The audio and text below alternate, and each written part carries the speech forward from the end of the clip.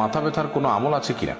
মাথা ব্যথা শুধু নয়, শরীরের যে কোনো অঙ্গে ব্যথা হলে আপনি একটা দোয়া পড়তে পারেন। দোয়া হলো আউযু বিইজ্জাতিল্লাহি ওয়া কুদরাতিহি মিন শাররি মা আজিদু ওয়া উহাযির। ব্যথার জায়গায় হাত রেখে, যেমন আপনার মাথায় ব্যথা, তো মাথায় হাত রেখে আপনি দোয়া পড়বেন আউযু বিইজ্জাতিল্লাহি ওয়া কুদরাতিহি মিন শাররি মা আজিদু ওয়া উহাযির।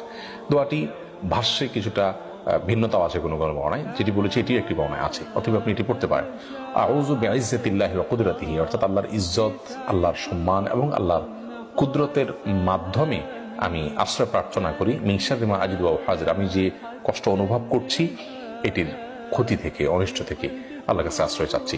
এবং এ দোয়া পড়ার পর একজন সাহাবী, তার ব্যথা সময় শেষ হয়ে গেছে, তিনি সাথে সাথে ব্যথা উপশম হওয়ার উপকারিতা পেয়েছেন, এটি হাদিস থেকে বর্ণিত হয়েছে। আমি ব্যক্তিগতভাবে আমল বহুবার করেছি, আলহামদুলিল্লাহ আমি নিজেও অনেকবার উপকার পেয়েছি।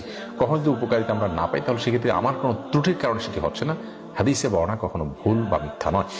তো এক্ষেত্রে আমরা যে কোনো অঙ্গ ব্যথা হোক, সেটা পেটে ব্যথা হোক, মাথা ব্যথা হোক, এটা আমরা পড়তে পারি আউযু বিইজ্জাতিল্লাহি ওয়া কুদরাতিহি মিন শাররি মা আজিদু ওয়া উহাযির। এটা নিজের ব্যথার জন্য নিজের পড়বেন। আরেকজন ব্যথাগ্রস্ত, হয়তো বাচ্চা মানুষ পড়তে পারছে না, তো তার ব্যথার জায়গা আপনি যদি ধরে পড়েন, তাহলে সেক্ষেত্রে এভাবে পড়বেন আউযু বিইজ্জাতিল্লাহি ওয়া কুদরাতিহি মিন শাররি মা ইয়াজিদু ওয়া ইউহাযির, অর্থাৎ আমি আশ্রয় চাই আল্লাহ তাআলার কাছে, আল্লাহর কুদরত এবং আল্লাহর ইজ্জতের মাধ্যমে এই মানুষটি যে কষ্ট পাচ্ছেন সেটার ক্ষতি থেকে।